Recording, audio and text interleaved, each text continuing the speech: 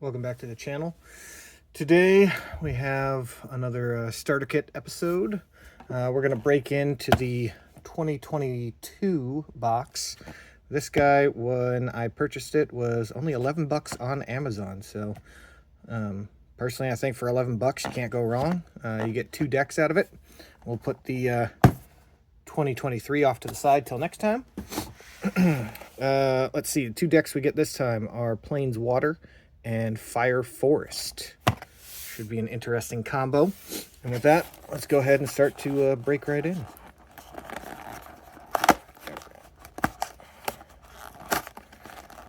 Last time, I actually pulled a really cool giant card. I've been playing around with the giant card in Arena and been having a lot of fun. The card essentially made all giants do double damage. And since they're already big hitters, that double damage really helps you to run over your enemy quickly. Cool little box, but I'll put that off to the side. This one comes with another magic box, kind of a purple hue and color. I think I prefer the magic boxes of the last set. A little more cooler in my opinion, but these aren't bad. So we will prop these up, put them in the background for some more added ambiance. And the nice thing is they give you 2 of them.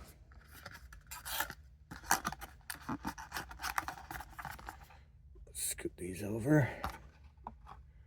There we go. This pack just comes with the starter kit play guide.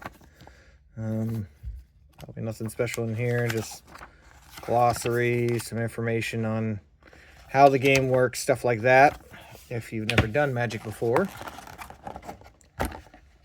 And then we have our 2 decks with our hollow up front.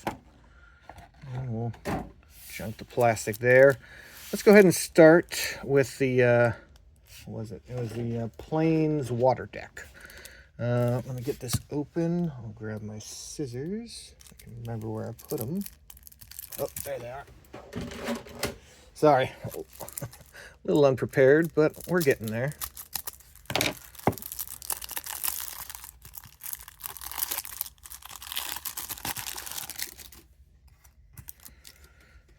Okay, so we will start with our hollow card. See what we got. We have Welcoming Vampire. 3 mana to cast. Creature vampire, 2/3. Has flying. All right, decent. 2/3 flying, 3 mana. Not too bad. Whenever one or more other creatures with power 2 or less enter the battlefield under your control, draw a card. This ability triggers only once each turn. I mean, that's a really good card. Gets you drawing more, and you're casting creatures out there. There's a fair amount of vampires that come in at a 2 power, so I like that card. Artwork, yeah, not bad. I think I'm still a little more partial to the Lord of the Rings artwork, but I mean, card looks good. I would definitely add it to a vampire deck. All right, moving on. We have, actually, let's put that in the hollow before we keep going. Or excuse me, put the hollow in its case before we keep going. Oh, I'm going in the wrong end. There we go. There we go. Stand that up, and we'll get back to the deck. All right.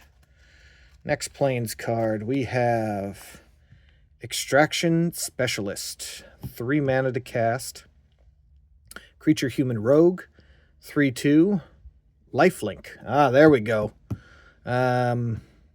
For those of you who don't know, lifelink, when you attack your opponent or their creatures, every time you hit, you get your power, in this case 3, returned to you as gained life. Hopefully you're able to do it and not lose your creature, so you can keep gaining life. But yeah, definitely enjoy a lifelink character, or creature, I should say. When Extraction Specialist enters the battlefield, return target creature card with mana value 2 or less from your graveyard to the battlefield. Ooh, I like that. Doesn't go to your hand, goes straight to the battlefield. That creature can't attack or block for as long as you control Extraction Specialist. Okay. So you can bring a creature back, but it's basically sitting on the sidelines until this character dies, and then it replaces that character, I'm assuming?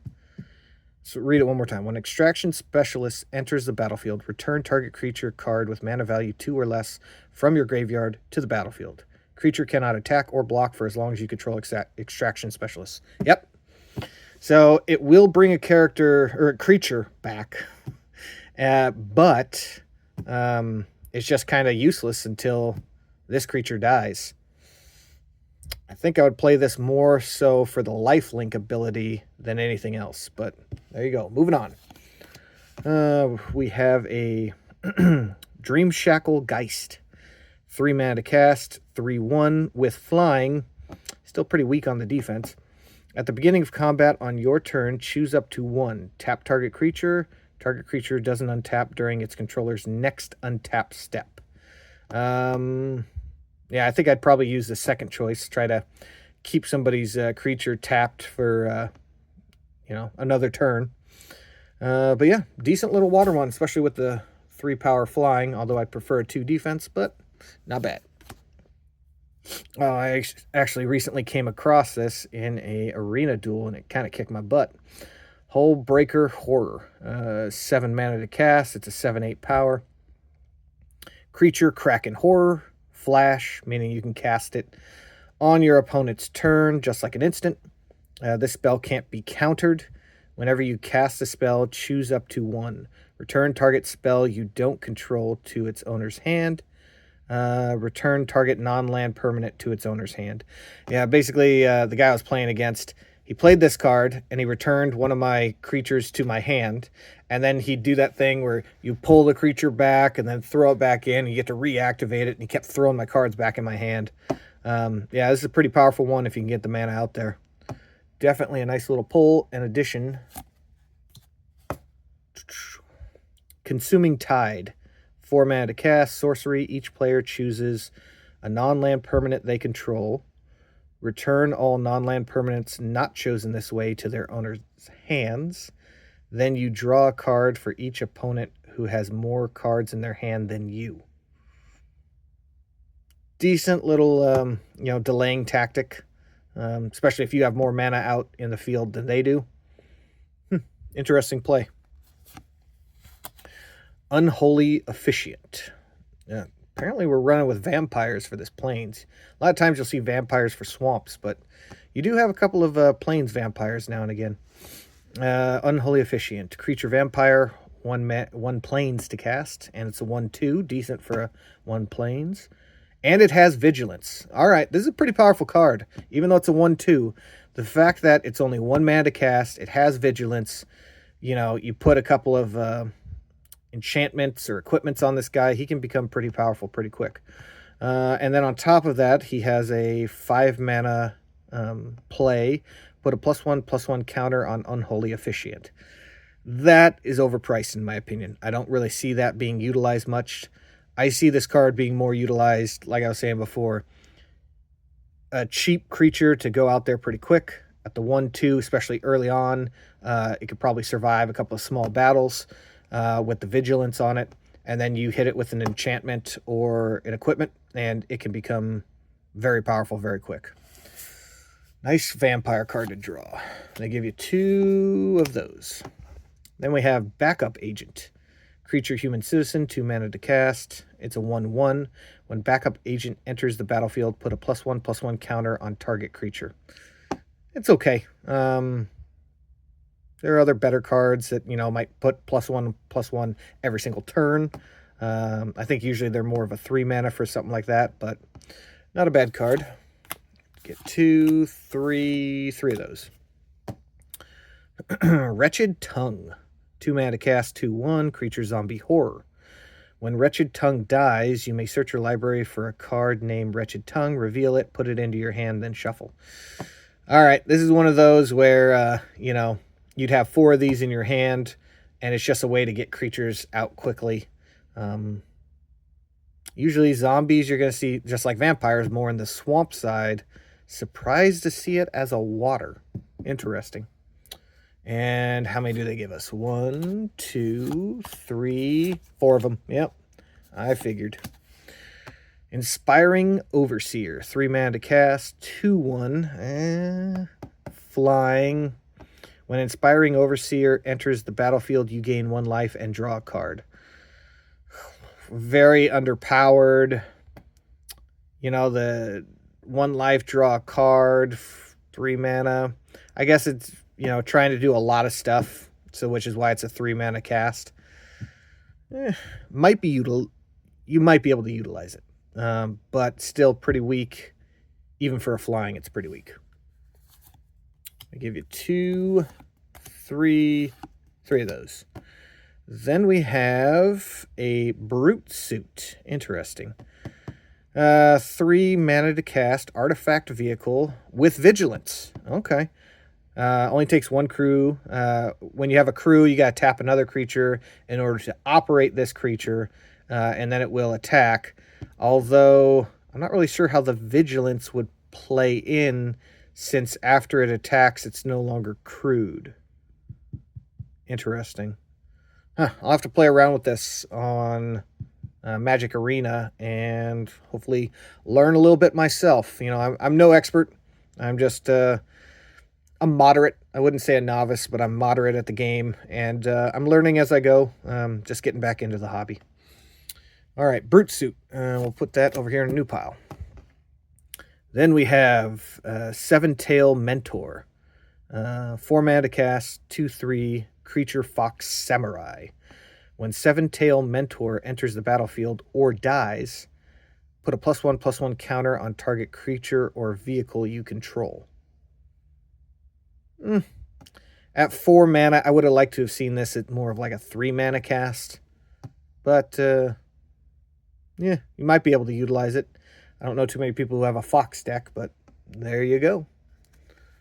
I give you 2, 3 of those. Storm Rider Spirit. 5 mana to cast, 3/3, flash and flying. I think it's a little spendy at 5 mana. I would have liked to have seen this at a 4 mana cast, but there you go, Creature Spirit. 2 of those. Nebelgast Beguiler. 5 mana to cast, 2/5. Decent defense, all right. Creature Spirit. And then on top of that, it has a Plains tap ability, tap target creature. That's a reasonable price. A single Plains, and you tap this creature in order to tap another. But I see this being more utilized as a defensive creature, especially with 5 defense. That's pretty good. And with a 2 attack, you could even take out a couple of creatures. Yeah, I like this one. It's a later defense card, but nice. Get 2 of those. And next up, we have a Serpentine Ambush. 2 mana to cast, instant. Until end of turn, target creature becomes a blue serpent with base power and toughness 5/5. Decent. I like it. Good card to play. Nice instant. You get 2, 3 of those. Kill Shot. Ooh, looks like they killed an elf. Or maybe a vampire. Probably a vampire. 3 mana to cast, instant, destroy target attacking creature. Like it. There are better ones out there to do the same thing for 2 mana, but hey, you know, sometimes you gotta play with what you got. They give you 2 of those. Another Brute Suit. Fading Hope. 1 mana, instant. 1 water, that is. Return target creature to its owner's hand if its mana value was 3 or less, scry 1. I'm not a fan of these cards. You know, yeah, you can throw it back in their hand. If you have a bunch of these cards, they're great, but more often than not, I prefer to destroy the creature than just give it back to my opponent to keep playing. Get 2 of those. All right, nice. We got a double mana, Tranquil Cove. Tranquil Cove enters the battlefield tapped. When Tranquil Cove enters the battlefield, you gain 1 life.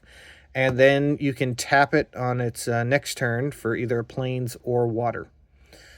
Good card to have. You want, you know, the throwing out a tapped land early on, not a big deal. If you had nothing but tap lands, you're unfortunately not able to play cards as fast as other people.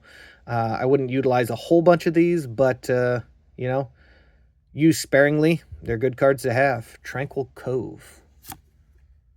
They give you 2, 3, 4 Tranquil Coves.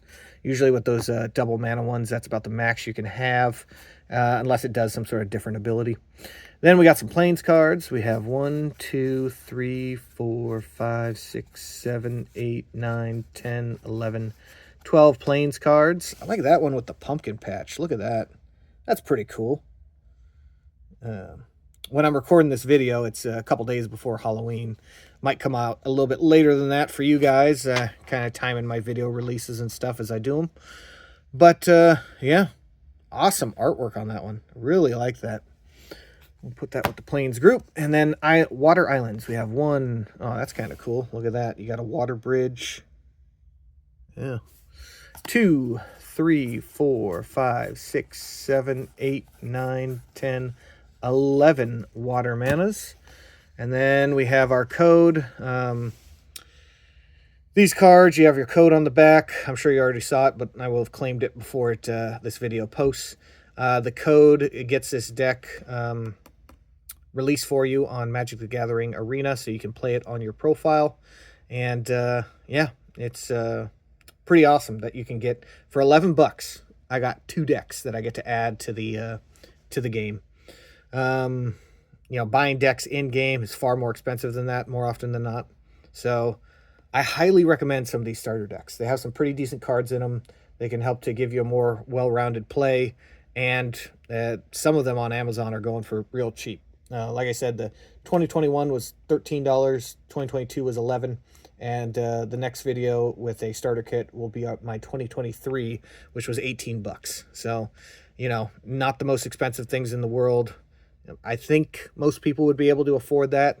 You know, once you start getting into the hundreds of dollars for a box, or hundreds of dollars for a hand set of, for a handful of cards. I just saw they're going to be releasing the Marvel.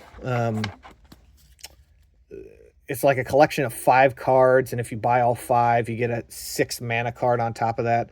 But they're going to be releasing the Marvel editions of Magic the Gathering, and I think at the non-holo price, it's $200 for all 5 cards, and I'm just like, you know, I don't think it's worth the money. Would it be cool to have a Wolverine card? Sure. Is it worth 50 bucks? Not really. All right, keep moving these over. I'll put that there, and we will get into our next deck.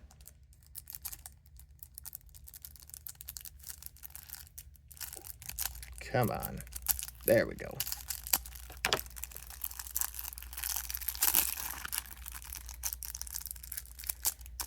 Come on. I want to stick to them this time. All right. So we'll start out with our holo. We have Thundering, I'm going to guess, Raiju. 4 mana to cast. It's a 3/3 with haste. Creature Spirit. Looks like it's a dragon spirit. Whenever Thundering Raiju attacks, put a +1/+1 counter on target creature you control. Then Thundering Raiju deals deals X damage to each opponent, where X is the number of modified creatures you control other than Thundering Raiju.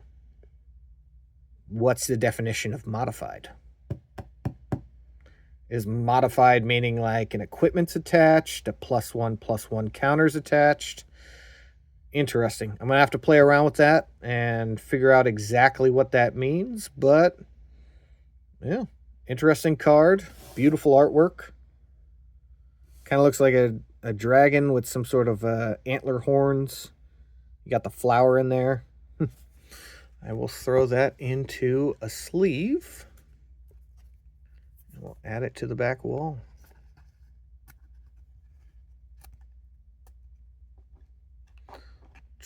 Spirit card.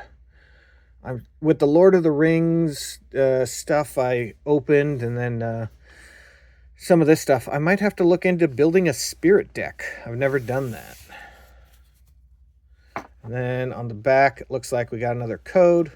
Keep that off to the side. They give you 2, but really you only got to punch in 1 to unlock both decks. So it's kind of weird that they give you 2, but all right. Moving right into the Forest Fire. We got Ascendant Pack Leader. 1 force to cast, creature wolf. 2/1. Ascendant Pack Leader enters the battlefield with a +1/+1 counter on it if you control a permanent with mana value 4 or greater. Whenever you cast a spell with mana value 4 or greater, put a +1/+1 counter on Ascendant Pack Leader. Okay, I mean, if you're throwing out expensive 4-mana cards, this guy gets powerful pretty quick. I don't know too many decks where you're throwing out 4-mana cards all the time, other than maybe like a Giants deck.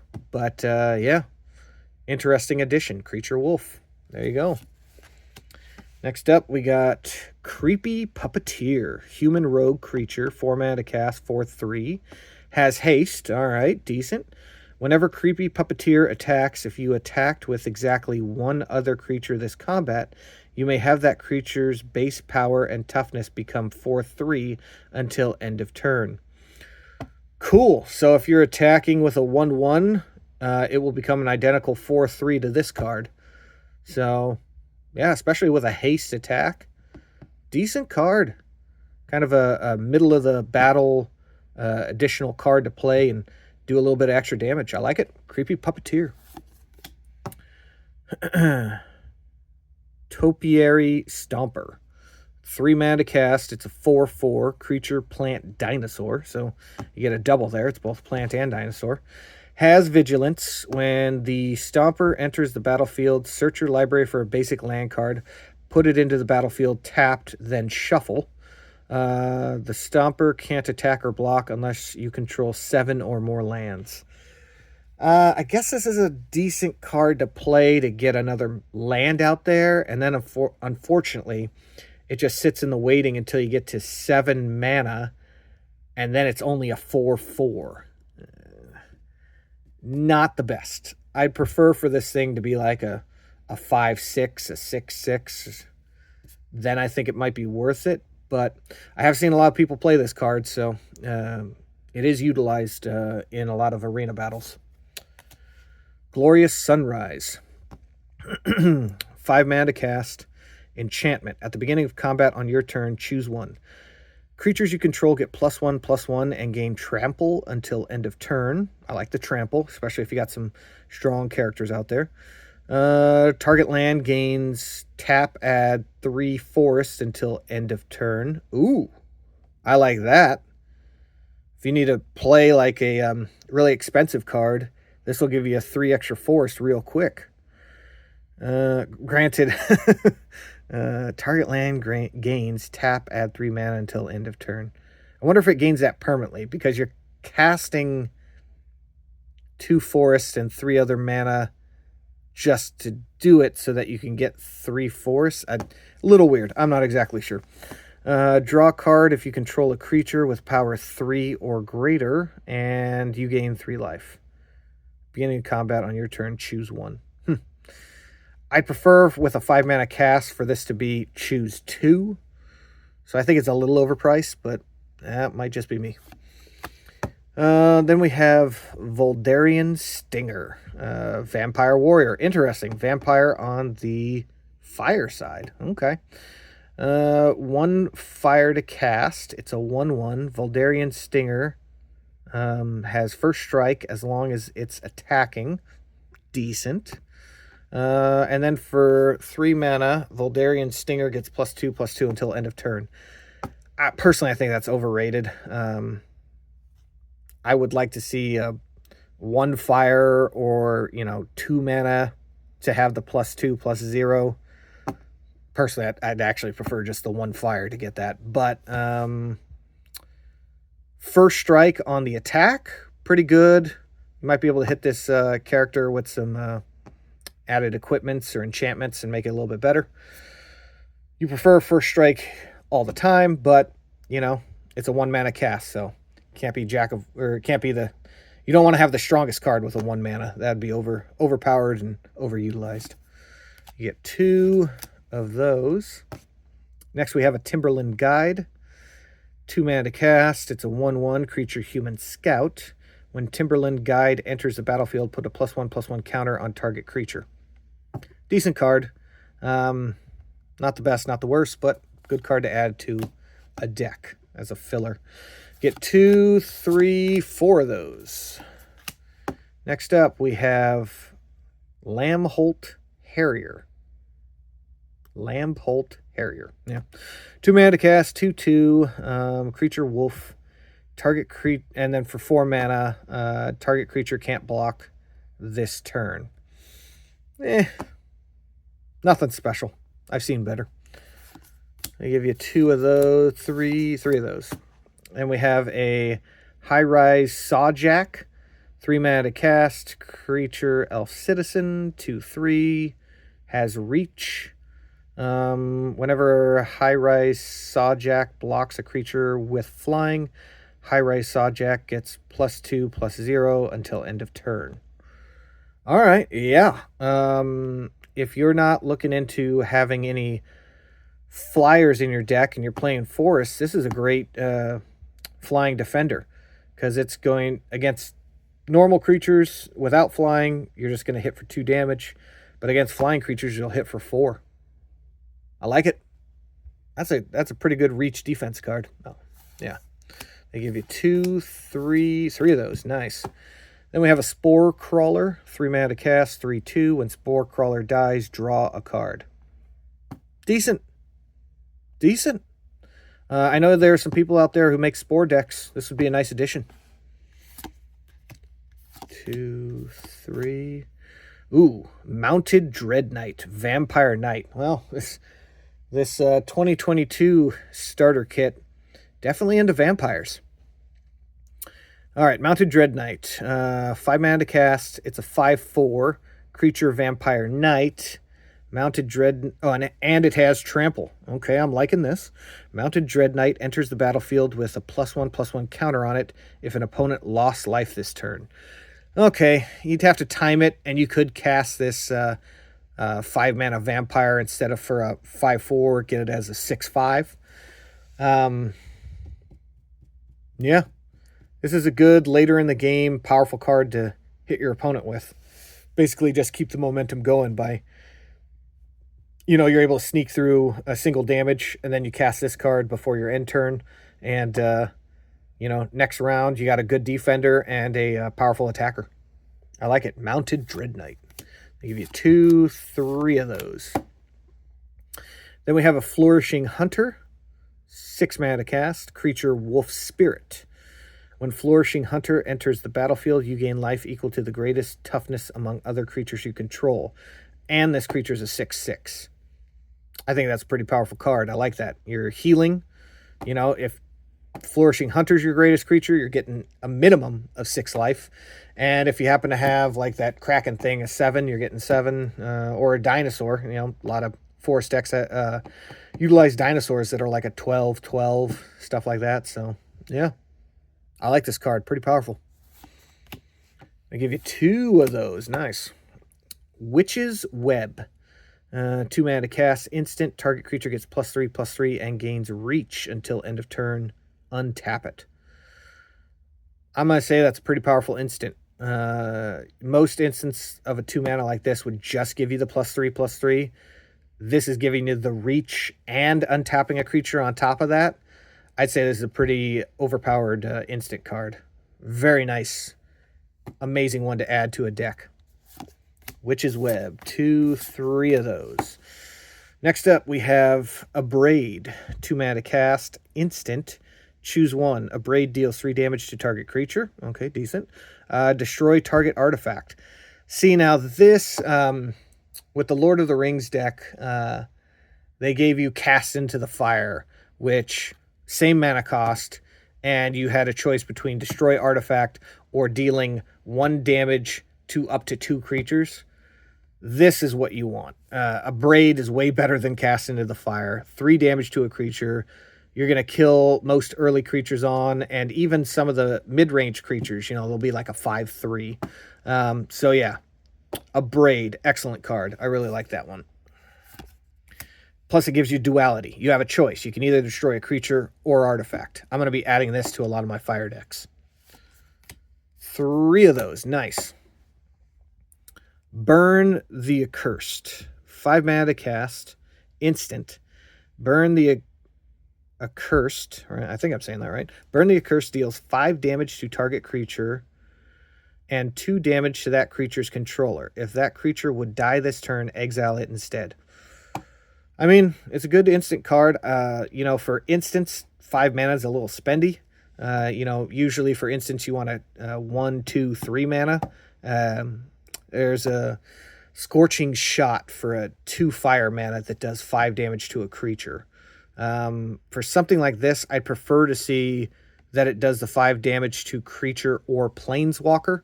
So, you know, there are other cards slightly better than this one, but if you're just looking to take out creatures, not bad.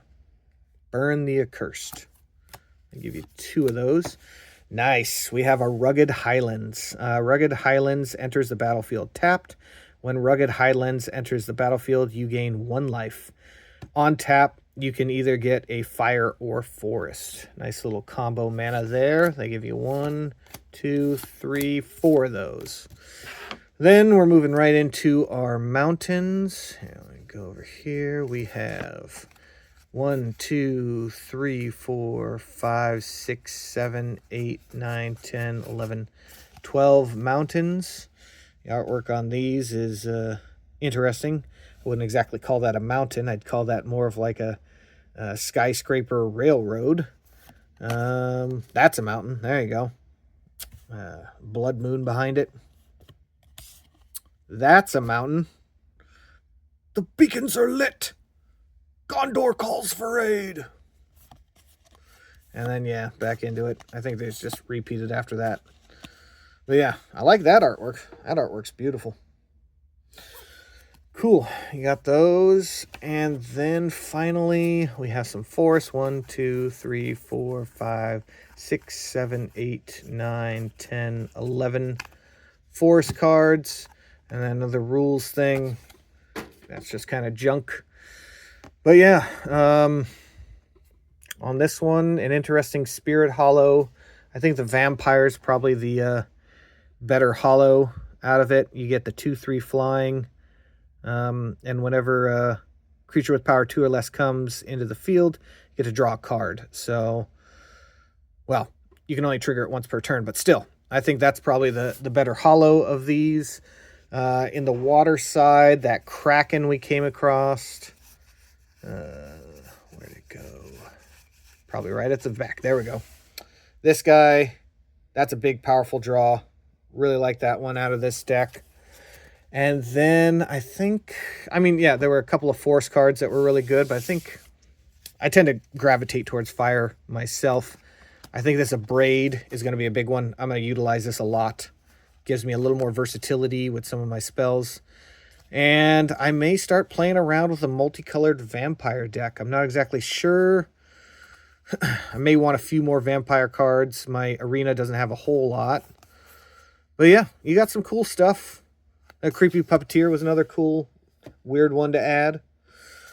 And then, yeah, if you're looking for these multicolor planes cards, because these are doesn't show it here, it just shows it as a normal card. It doesn't show it as a gold, but usually for like these Rugged Highlands or Tranquil Coves and stuff, it'll on Magic Arena, I want to say they're gold, to where you know, gold cards you don't come across very often. They're kind of expensive. So the fact that they give you 4 of these per, pretty awesome.